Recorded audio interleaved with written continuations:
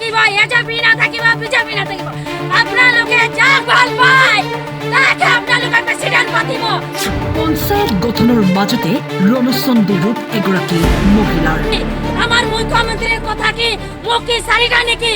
প্ৰথমে চাল্লা আমাৰ যেতিয়া আহিছিলে মুখ্যমন্ত্ৰী তেতিয়া আমাক কৈছিলে যে আপোনালোকে নিৰ্দলীয় হয়নে ৰাজ কওকচোন নিৰ্দলীয় হয় আপোনালোকে ভোট মাৰিব জিতা। প্ৰথমত ক'লে বেছি খেলিব এজেপি বিজেপি হয়। কৰিয়াবৰৰ হালনাত একাংশ দলীয় সমৰ্থকৰ বিক্ষোভ প্ৰদৰ্শন। আমাৰ মুখ্যমন্ত্ৰীয়ে যেতিয়া চাল্লাত আহিছিলে, যেতিয়া তাত সভা হৈছিলে ইলেকশ্যনৰ আগত, পঞ্চায়ত ইলেকশ্যনৰ আগত, তেতিয়া আমাৰ মুখ্যমন্ত্ৰী মামাই হিমন্ত বিশ্ব শৰ্মাই কৈছিলে যে বেছি এজেপি বিজেপি হ'ব, কাউন্সিলৰ এজেপি বিজেপি হ'ব। কিন্তু কিন্তু কিন্তু কিন্তু আপোনালোকে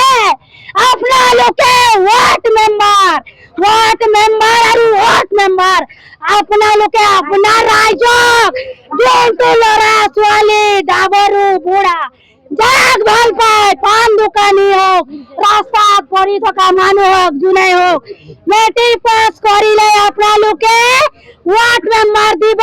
এই ৱাৰ্ড মেম্বাৰৰ পৰা আপোনালোকে বাছনি কৰিব, আপোনালোকে বাছনি কৰিব যে প্ৰেচিডেণ্ট হ'ব লাগিব। পঞ্চায়ত গঠনক লৈ কলিয়াবৰত হঠাতে গৰজি উঠিল একাংশ ৰাইজ। পঞ্চায়তৰ সভাপতিৰ পদ নিৰ্বাচনত ৰাইজৰ সমৰ্থকৰ প্ৰাৰ্থী অমৃত ওৰাঙে বিপুল ভোট লাভ কৰাৰ পিছতো সভাপতিৰ পদ লাভ নকৰাত ক্ষোভ প্ৰকাশ কৰে প্ৰতিবাদী মহিলাৰ ৰণচণ্ডী ৰূপ। পঞ্চায়ত কৈছিলে আমাৰ মুখ্যমন্ত্ৰীয়ে যেতিয়া চাল্লাত আহিছিলে, যেতিয়া তাত সভা হৈছিলে ইলেকশ্যনৰ আগত, পঞ্চায়ত ইলেকশ্যনৰ আগত, তেতিয়া আমাৰ মুখ্যমন্ত্ৰী মামাই হিমন্ত বিশ্ব শৰ্মাই কৈছিলে যে বেছি এজেপি বিজেপি হ'ব, কাউন্সিলৰ এজেপি বিজেপি হ'ব। কিন্তু কিন্তু কিন্তু কিন্তু আপোনালোকে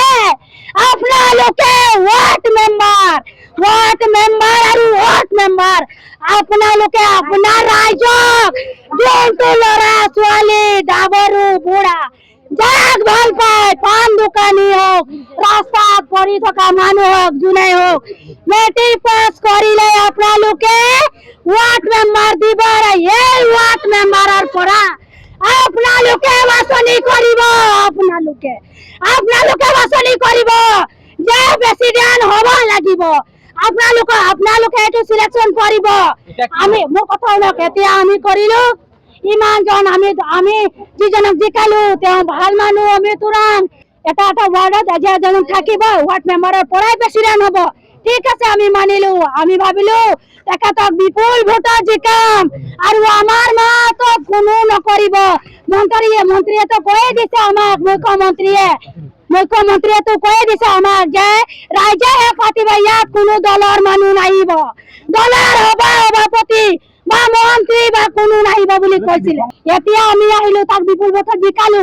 তাক কি হ'ল, ভিতৰত টছ হ'ল, কি হ'ল নাজানো, কিন্তু তাক কোনো চাপোৰ্টেই নকৰিলে, সিহঁতৰ এজেপিৰ বিজেপিৰ মাজত কি হ'ল নাজানো, তাক এতিয়া প্ৰেচিডেণ্ট নিদিয়ে।